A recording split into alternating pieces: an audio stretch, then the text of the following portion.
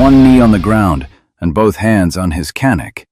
Chuck peered around the tree, left, then right. He shifted his position again, refusing to stay still. A stationary target was a dead target. His pulse throbbed behind his eyes, adrenaline coursing through his veins with every heavy beat of his heart. Slow, deep breaths. That's what he kept telling himself. Just moments earlier, he had seen it. Something red. A quick flash through the trees. Not bright, not glowing. Just enough red to catch his eye. And in a dark forest, when the power grid was down, anything red that reflected light could mean only one thing. Man-made. Chuck listened. The forest was still. No twigs snapping, no leaves rustling. Nothing. What is it? He whispered to himself. 1 minute passed. Nothing. 2 minutes. Still nothing. 3 minutes. The woods felt like they were holding their breath. Chuck clicked his tongue softly against the roof of his mouth. Behind him, Tove slowly lifted her head. Chuck couldn't see her, but he knew she was alert, waiting for a command. Wach, Chuck whispered. He waited. Nothing. Wach, he said again, slightly louder. He heard the faint movement of paws through the leaves. Tove was moving toward him carefully, low to the ground, ears scanning, every step deliberate. Seconds ticked by. When she reached his side, Chuck said quietly, "On me." Tove slid instantly to his right side. Together, they moved to the next tree. Chuck shifted left, then right, refusing to stay in one place. He scanned the darkness again. Nothing. No movement. No sound. Just the quiet forest. After several long moments, Chuck slowly reached for his maglite with his left hand. The tension was driving him crazy. "Stay," he whispered to Tove.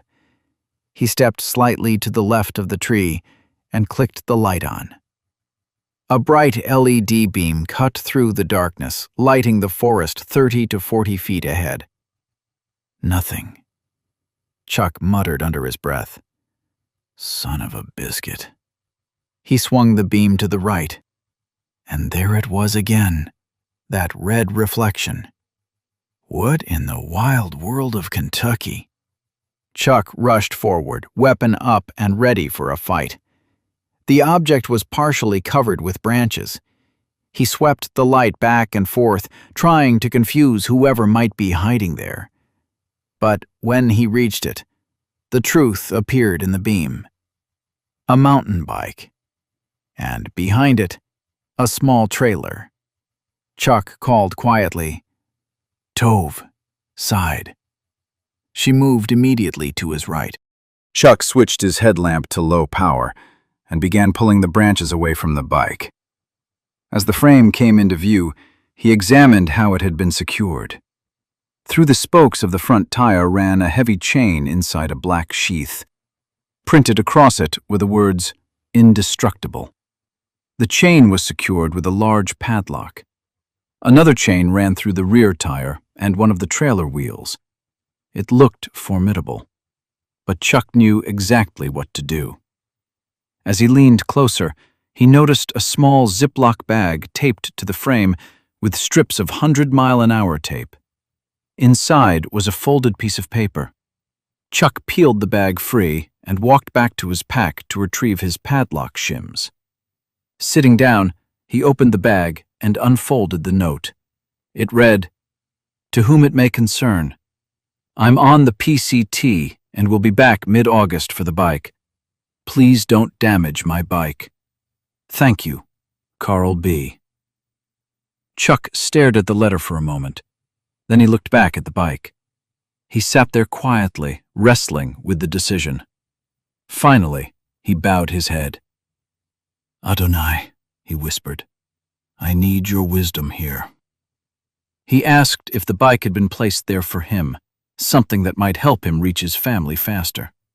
He prayed that wherever Carl was on the trail, God would watch over him and keep him safe. The struggle of taking another man's property weighed on him, but the thought of his family waiting for him pressed heavier. Chuck exhaled slowly. Please forgive me if this is wrong. My motive is to get back to my family. He slid the shim into the first padlock. Click. The lock fell to the ground. The second followed just as easily. Chuck removed one chain completely, but left the other around the tree, relocking it so Carl would still have something when he returned. He draped the remaining chain over his head and carried it back toward his pack. After leaning the bike against a nearby tree, Chuck pulled Carl's Ziploc bag from his pocket again. Then he reached deep into his pack, feeling around until he found the pouch where he kept what he jokingly called his get-out-of-jail-free money. Inside were several cardboard holders containing small blister packs, 1-gram gold pieces. Chuck pulled out 2. He figured they were worth about $150 each under normal circumstances. But with the world suddenly changing, they were probably worth twice that now. Chuck flipped the paper over and scribbled a reply. Carl, my name is C. Craven. I have borrowed your bike, but left these gold pieces for your trouble. The bike will be in Prineville. Just ask around about me and you'll find my place. Stay there if you like. It's completely stocked. God bless, C. Craven. He placed the gold inside the Ziploc bag with the note. Walking back to the tree where he had found the bike, Chuck taped the bag to the backside of the trunk and hung one of the padlocks just beneath it. Carl would see it when he returned. Chuck walked back to his pack. He pulled out his whoopee and spread it beside the tree. Tove, he called softly. She came and laid beside him, still alert, but clearly tired. Her ears twitched at every sound as she stayed watch over her master. Chuck leaned back against his pack and tilted his head toward the sky. Through the fir branches, he could see the stars shining in the cold night air. Thank you, Adonai, he whispered, for strength, for provision, for another step closer to home. Sleep slowly crept over him, but his final prayer before drifting off was simple. Please protect my family.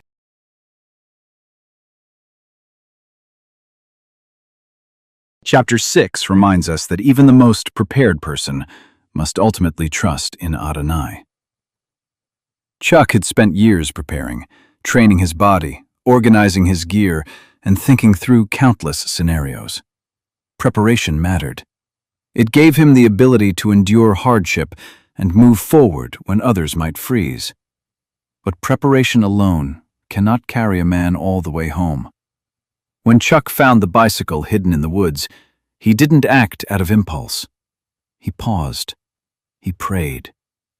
In that quiet moment, he acknowledged what Scripture teaches. Trust in Adonai with all your heart. Lean not on your own understanding. In all your ways acknowledge him, and he will make your paths straight. Proverbs 3, 5-6. Chuck had done what he could long before the crisis ever came. Now he had to trust that Adonai would provide the rest. Sometimes God's provision is dramatic, but often it is simple. Something placed in our path at exactly the right time. A tool, a resource, a person, or an opportunity we could never have planned ourselves. As King David once wrote, I have been young, and now I am old. Yet I have not seen the righteous abandoned, or his children begging for bread. Psalm 37:25. Chuck continued forward one step at a time, trusting that the same God who placed that bicycle in his path would guide him the rest of the journey home. Preparation is wise, but trust in Adonai is what ultimately carries us through.